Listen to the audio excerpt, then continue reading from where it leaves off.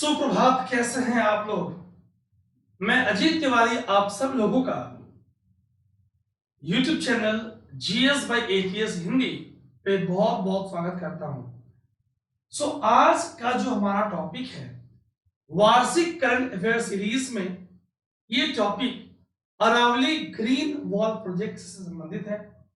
क्या है Aravalli green wall project और ये कैसे अफ्रीका के ग्रेट ग्रीन वॉल इनिशिएटिव से प्रभावित है, दोनों की थोड़ी तुलना करेंगे।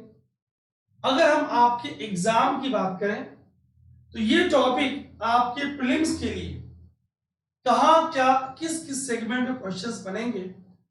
अरावली पर्वत श्रृंखला, इसकी उत्पत्ति, यहां पे चलने वाली जो इस समय समस्याएं हो रही हैं, संयुक्त राष्ट्र मरुस्थली रोकथाम कन्वेंशन यूएनसीसीडी, अभी हमने कल कराया था IDRA अंतरराष्ट्रीय सूखा लचीलापन अलायंस गठबंधन, है ना, COPs इससे संबंधित, Africa great green wall, Africa का साहेल क्षेत्र, अफ्रीका बहुत इंपॉर्टेंट है, अफ्रीका टूट रहा है, इस पे मैं वीडियो लेकर बहुत जल्दी आने वाला हूं।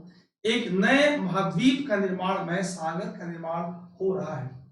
अगर हम मेंस परीक्षा, मुख्य परीक्षा की बात करें तो great green wall of India के होने से इस पश्चिमी भाग के जलवायु, मृदा, मरुस्थलीकरण, है ना, पे क्या प्रभाव पड़ेगा, कैसे ये जलवायु परिवर्तन से संबंधित होंगी, क्षेत्र की जैव विविधता को कैसे संरक्षित करेंगी। एक पर्यावरण संरक्षण की दिशा में भारत सरकार की जो नई पहल है, ये आपके एग्जाम के लिए बहुत ही महत्वपूर्ण है। किसके द्वारा लॉन्च किया गया, कब, क्या इसका मुख्य उद्देश्य है, कहां से कहां तक, कितनी चौड़ाई, कौन कौन से राज्य, एक एक पॉइंट पे हम विस्तृत रूप से आपसे बात करेंगे। 25 मार्च 2023 को केंद्रीय पर्यावरण, वन और जलवायु परिवर्तन मंत्री श्री भूपेंद्र यादव ने अरावली ग्रीन वॉल प्रोजेक्ट का उद्घाटन किया। अंतरराष्ट्रीय वन दिवस काफी महत्वपूर्ण रहा।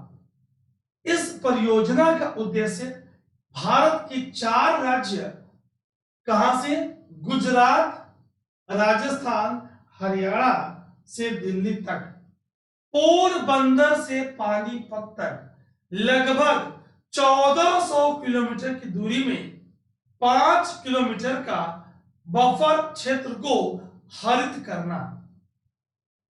अगर हम क्षेत्र को हरित करेंगे तो वन बढ़ेगा, ठीक, पौधों के लिए, जंतुओं के लिए आवासीय क्षेत्र बढ़ेंगे, जैव विविधता का संरक्षण होगा और ये कार्बन सिक्वेस्ट्रेशन में एक महत्वपूर्ण योगदान देगा। मेरी बात आप लिंक कर पा रहे हो, समझ पा रहे हो। तो परियोजना को अंतरराष्ट्रीय वन दिवस पर लॉन्च किया गया था। यह वानिकी हस्तक्षेपों के माध्यम से मरुस्थलीकरण और भूमि क्षरण का मुकाबला करने का एक राष्ट्रीय कार्य योजना, नेशनल एक्शन प्लान है। National action plan to combat desertification and land degradation, किसके तहत, थ्रू फॉरेस्ट्री इन्वेंशन। ये बड़ा ही इंपॉर्टेंट पॉइंट है। अरावली क्षेत्र ही क्यों, आरसी सीरीज में कुछ ही दिनों में आपको अरावली सफारी पे मैं वीडियो लेकर आऊंगा। परियोजना को अंतरराष्ट्रीय वन दिवस, इंटरनेशनल डे ऑफ फॉरेस्ट पर लॉन्च किया गया था और यह वानिकी हस्तक्षेपों के माध्यम से मरुस्थलीकरण और भूमि क्षरण का मुकाबला करने के लिए राष्ट्रीय कार्य योजना, है ना, थ्रू फॉरेस्ट्री का एक हिस्सा है। याद रखेंगे इस पॉइंट को, बहुत ही महत्वपूर्ण है। अरावली ग्रीन वॉल प्रोजेक्ट का उद्देश्य क्या है, अरावली रेंज के पारिस्थितिक स्वास्थ्य में सुधार करना, कैसे भूमि क्षरण को रोकना, मरुस्थलीकरण से मुकाबला करना, जैव विविधता में सुधार करना, वन जीवों के लिए, जंतुओं के लिए, वनस्पतियों के लिए, जब ये कार्बन का सिंक के रूप में बर्ताव करेगा, जलवायु परिवर्तन को कम करना और सतत विकास को बढ़ावा देना है। प्रश्न कैसे बनेगा? निम्न में से कौन अरावली ग्रीन वॉल प्रोजेक्ट का उद्देश्य है अथवा नहीं है? और फिर ये आपके ऑप्शंस दिए जाएंगे और सही विकल्प का चयन कीजिए। आपको सही विकल्प का चयन करना होगा। इतना क्लियर है गाइस? Yes, no? मेरे प्यारे दोस्तों, इस नए चैनल पे आप लोगों के डिमांड पे ही मैं हिंदी माध्यम में उच्च स्तर के कंटेंट लेकर आ रहा हूं। क्लियर? आपके सहयोग की रिक्वायरमेंट है।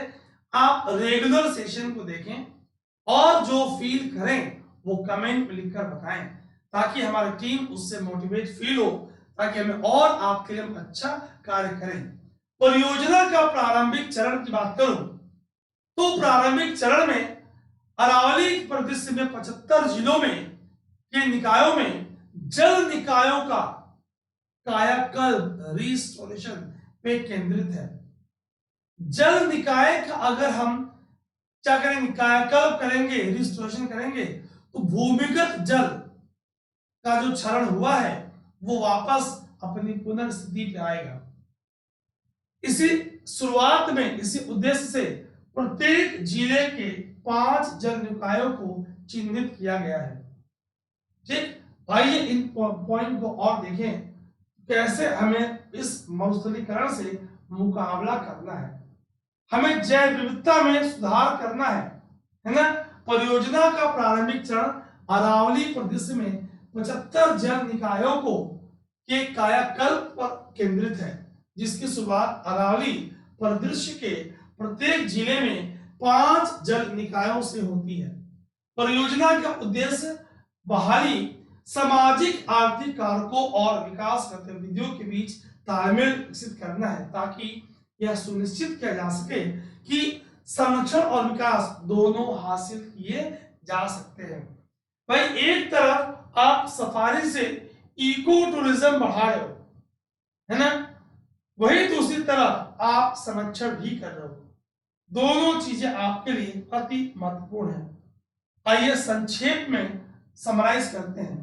देखिए आप, तो 25 मार्च को केंद्रीय मंत्री वन एवं जलवायु परिवर्तन मंत्री भूपेंद्र यादव ने हरियाणा के गुरुग्राम जिले के टिकली गांव में अंतर्राष्ट्रीय वन दिवस के अवसर पर आयोजित कार्यक्रम में अरावली ग्रीन वॉल प्रोजेक्ट का उद्घाटन किया।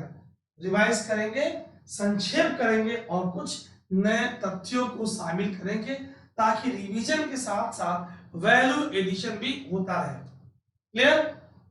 अच्छा, कहां से कहां तक? पोरबंदर टू पानीपत, तो गुजरात, राजस्थान, हरियाणा और दिल्ली। कितना? 1400 किलोमीटर।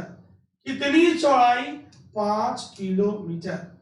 क्या करना चाह रहे हैं? ओल्ड फोल्ड माउंटेन है, यहां पे हम ग्रीन बफर जोन बढ़ा रहे हैं, जल निकायों को कायाकल्प कर रहे हैं, वाटर को रिचार्ज कर रहे हैं।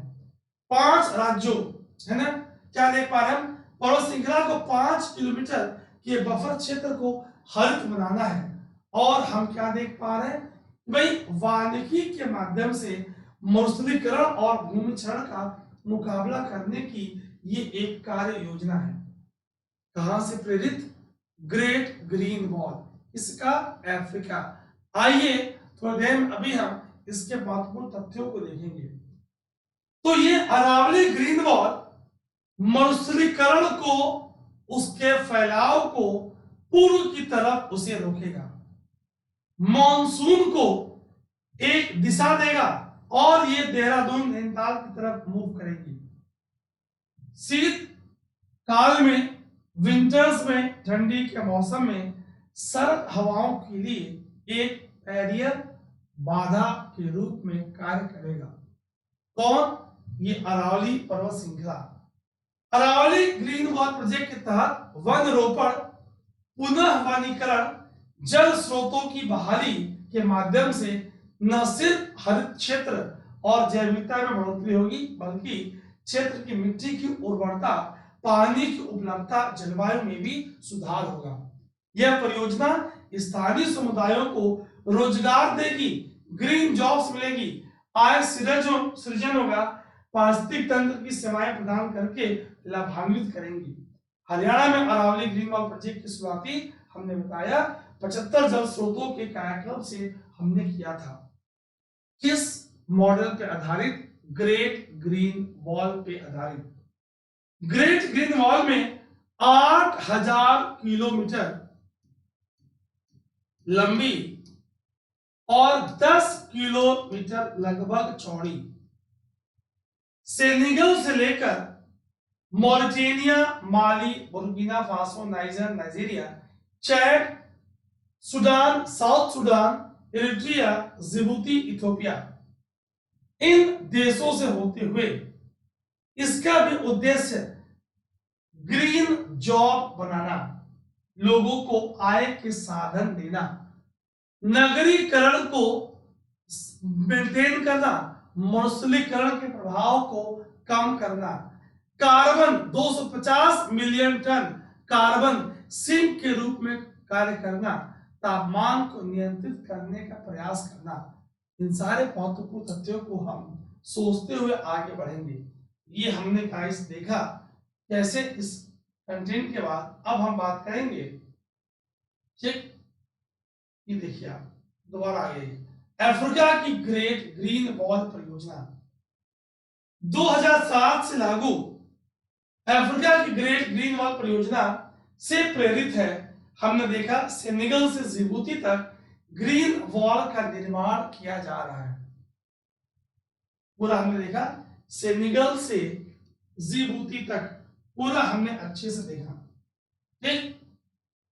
ये देखिए आप कितना लंबा 8000 किलोमीटर, कितनी चौड़ाई लगभग 10 किलोमीटर। क्या करेगा ये, क्या क्या इसके मुख्य तथ्य हैं, हम इस बात को देख पा रहे हैं कि भाई एक बार ध्यान से मैप को देखिए आप।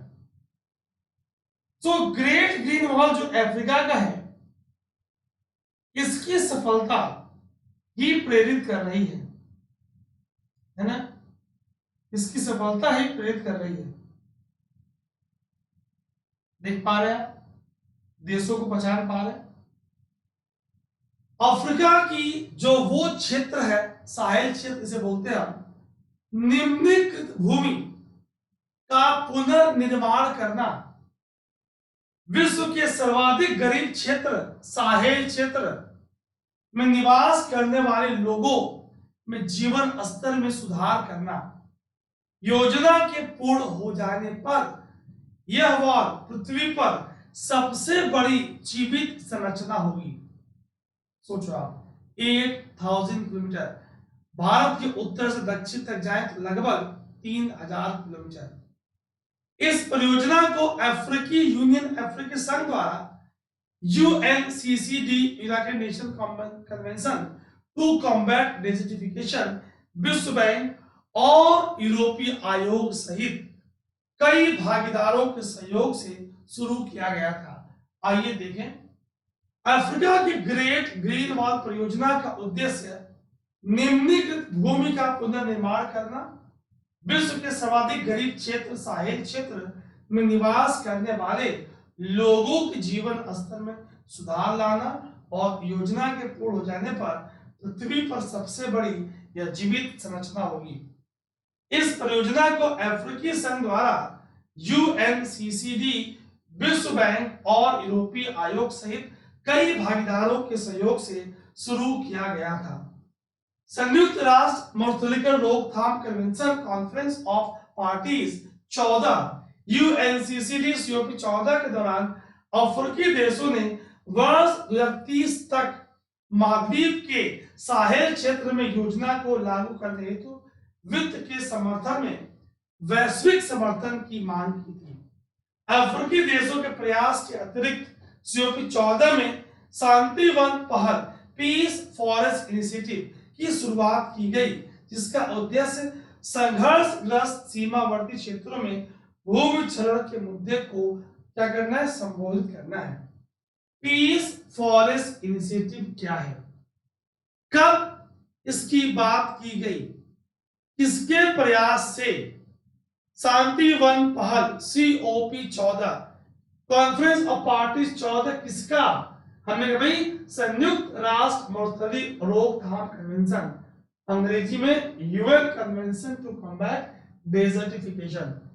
ठीक, क्या इसका उद्देश्य संघर्षग्रस्त सीमावर्ती क्षेत्रों में भूमि क्षरण के मुद्दे को संबोधित करना ही इसका उद्देश्य है। मैं स्लाइड दिखा रहा हूं, इसे आप ध्यान से देखें।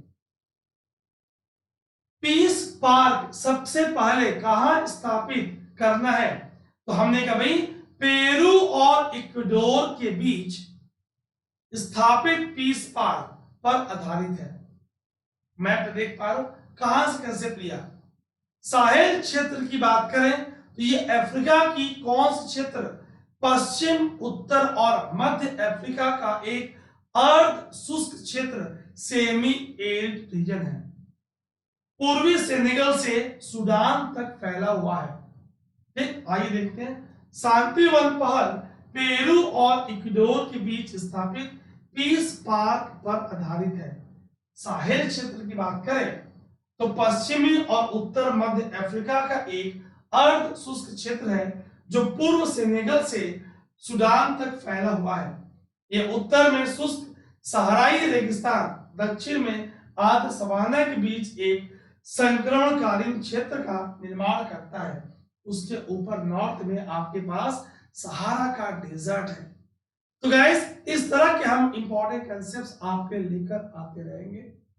आप अगर नए हैं, क्योंकि चैनल भी हमारा नया है ना, तो अगर आपका मीडियम इंग्लिश है या आप कंटेंट को स्क्रीन पे इंग्लिश में पढ़ना चाहते हैं तो नीचे डिस्क्रिप्शन में चैनल का नाम दिया है, क्या, अजीत तिवारी सर,